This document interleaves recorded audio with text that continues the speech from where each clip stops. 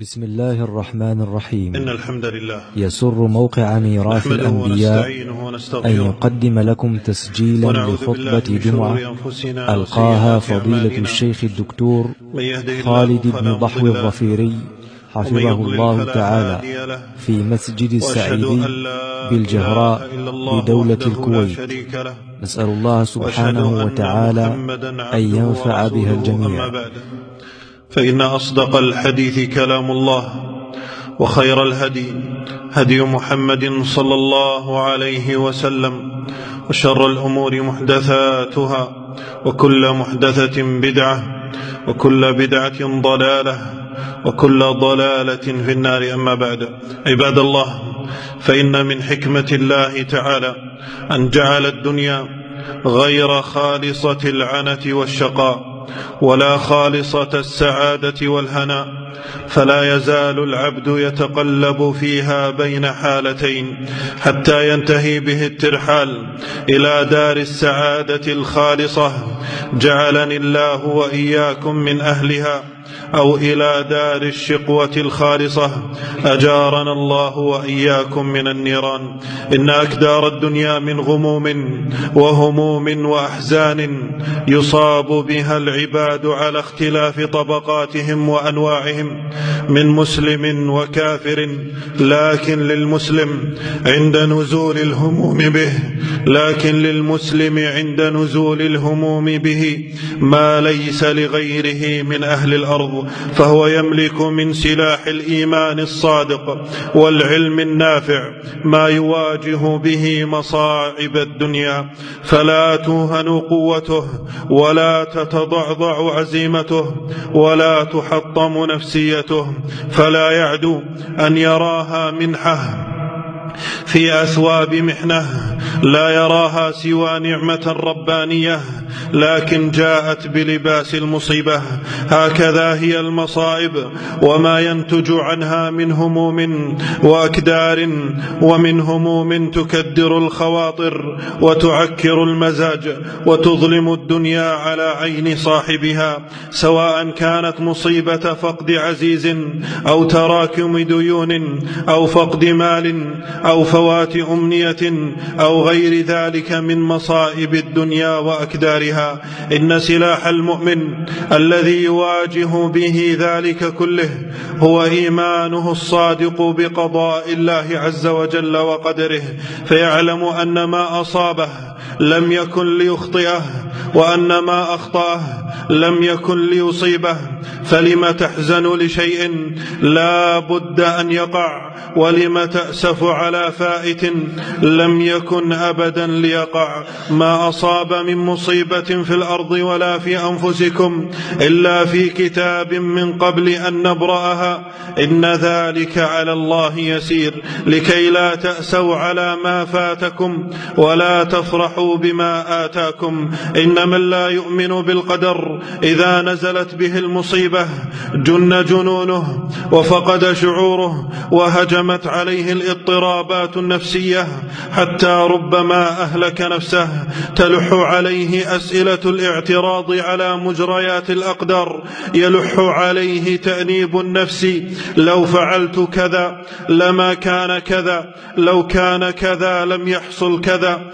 كما قال المنافقون من قبل: لو كان لنا من الأمر شيء ما قتلنا هاهنا، قل لو كنتم في بيوتكم لبرز الذين كتب عليهم القتل إلى مضاجعهم.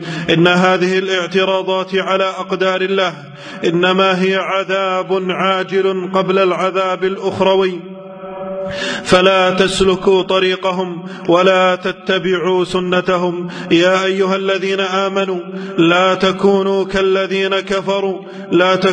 كالذين كفروا وقالوا لإخوانهم إذا ضربوا في الأرض أو كانوا غزا لو كانوا عندنا ما ماتوا وما قتلوا، ليجعل الله ذلك حسرة في قلوبهم، والله يحيي ويميت، والله بما تعملون بصير. من أسلحة المؤمن في مواجهة مصاعب الحياة ومصائبها أن يعلم أن كل ما يقضي الله له فهو خير إن أحسن استغلاله. إذا أنعم الله عليك بنعمة تسرك فاشكرها تكن من الشاكرين، وإذا نزلت بك بلية تسوءك فاصبر تكن من الصابرين. فأنت بين حالين، إما مسرور شاكر وإما مبتلى صابر، وأنت مأجور في كلا الحالتين. لهذا يقول صلى الله عليه وسلم: عجبا لأمر المؤمن إن أمره كله له خير، إن أصابته سراء شكر فكان خيرا له، وإن أصابته ضراء صبر فكان خيرا له. رواه مسلم. تأمل عبد الله، هل يشاركك أحد في الدنيا في هذه الخاصية من غير المسلمين؟ لا والله. ولهذا يقول صلى الله عليه وسلم في الرواية الأخرى للحديث: عجبا لأمر المؤمن أمره كله له خير وليس ذلك لأحد إلا للمؤمن. فاحمد الله أن من عليك بنعمة الإيمان. وأمر آخر أن تعلم يا عبد الله أن ما تبتلى به من هم أو غم صغير أو كبير حقير أو خطير فإنه كفارة لك من ذنوبك على قدر المصيبة. فحيثما وقعت المصيبة وقع التكفير للذنوب. يقول صلى الله عليه وسلم: لا يصيب العبد من هم ولا غم ولا وصب ولا نصب حتى الشوكة يشاكها إلا كفر الله بها من خطاياه. عجيب والله، تفعل المصيبة باختيارك ويكفرها الله بشيء ليس باختيارك. ولكن ما العجب، والله أكرم الأكرمين، وأي عجب والله بالناس رؤوف رحيم. فإن صبرت على المصيبة كتب لك أجر الصبر، وهو غير التكفير السابق للخطايا. ومعنى الصبر أن تمنع قلبك من السخط على قضاء الله، وأن تمنع لسانك من التلفظ بما يغضب الله، وتمنع جوارحك كاليد من نتف الشعر أو لطم الخد أو شق الثياب كما تفعل النوائح. أما حزن القلب ودمع العين والبكاء بدون الصراخ فلا بأس به، إذ هو مما لا يعذب الله به. ومن أسلحة المؤمن التي يواجه بها ما يصادفه في الحياة من البلاء تدبر القرآن الكريم، حيث تجد فيه ما وعد الله الصابرين من الأجر والثواب والنعيم المقيم، والنظر في أخبار أنبياء الله ورسله وأتباعهم وما لقوا من العناء العظيم في هذه الدنيا فقابلوا ذلك بالصبر.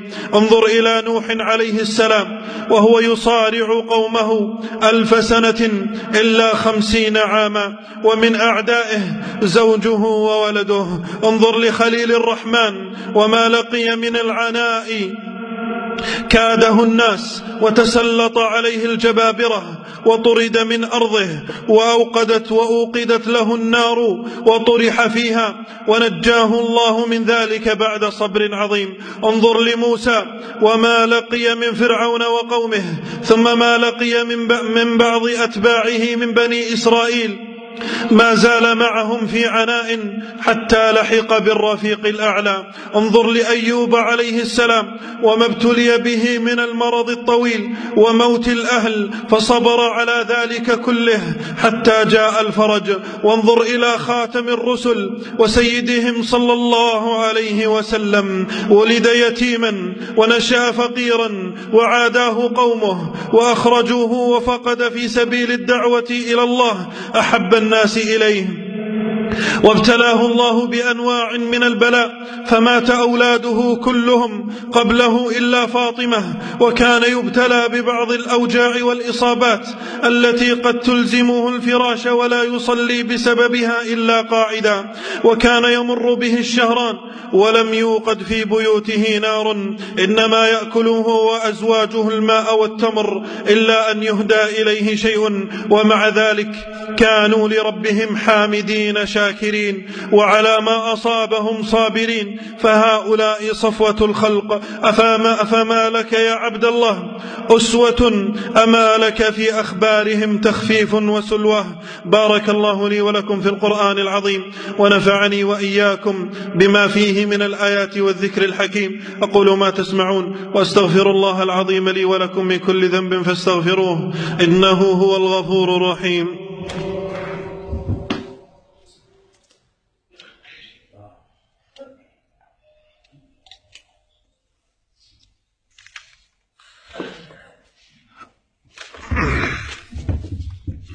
الحمد لله، الصلاة والسلام على رسول الله وعلى آله وصحبه ومن اتبع هداه، أما بعد. عباد الله، فإن أسلحة المؤمن التي يواجه بها ما يعترضه من الهموم والأكدار والمصائب كثيرة، والحمد لله، ومنها الإكثار من الدعاء، ولا سيما الأدعية الواردة في علاج الهموم والكربات. فاحفظها أيها المهموم المغموم المكروب، وتدبرها وألح في تكرارها حين حصول أسبابها بصدق وثقة وخشوع وضراعة، وستجد من عجيب لطف الله بك ما لا يخطر لك على بال. من هذه الأدعية المباركة ما جاء في حديث ابن عباس رضي الله تعالى عنهما قال: كان النبي صلى الله عليه وسلم يدعو عند الكرب يقول: لا إله إلا الله العظيم الحليم، لا إله إلا الله رب السماوات والأرض ورب العرش العظيم. متفق عليه. وعن أنس رضي الله عنه عن النبي صلى الله عليه وسلم أنه كان إذا كربه أمر قال: يا حي يا قيوم برحمتك أستغيث. رواه الترمذي وحسنه الألباني. وعن أبي بكرة رضي الله عنه أن رسول الله صلى الله عليه وسلم قال: دعوات المكروب اللهم رحمتك أرجو، اللهم رحمتك أرجو، فلا تكلني إلى نفسي طرفة عين، وأصلح لي شأني كله، لا إله إلا أنت.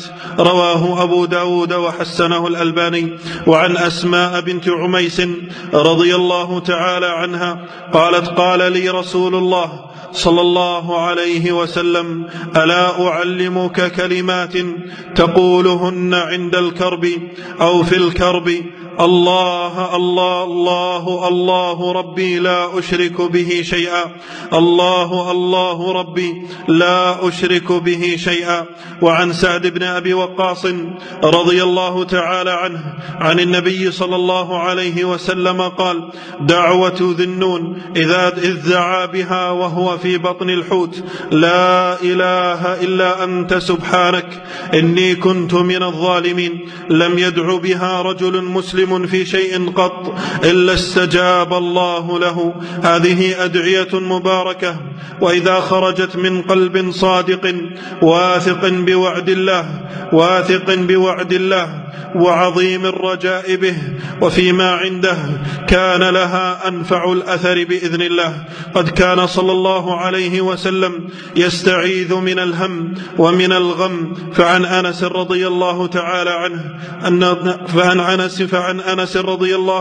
عنه عن النبي صلى الله عليه وسلم أنه قال: اللهم إني أعوذ بك من الهم والحزن والعجز والكسل والبخل والجبن وضلع الدين وغلبة الرجال. اللهم فرج هم المهمومين واقض الدين عن المدينين. اللهم أعن إخواننا المسلمين في كل مكان، اللهم فرج عنهم همهم يا رب العالمين. اللهم أعن إخواننا في سوريا، اللهم أعن إخواننا في سوريا، اللهم فرج عنهم يا رب العالمين. ربنا آتنا في الدنيا حسنة وفي الآخرة حسنة وقنا عذاب النار. اللهم اغفر للمؤمنين والمؤمنات والمسلمين والمسلمات الأحياء منهم والأموات.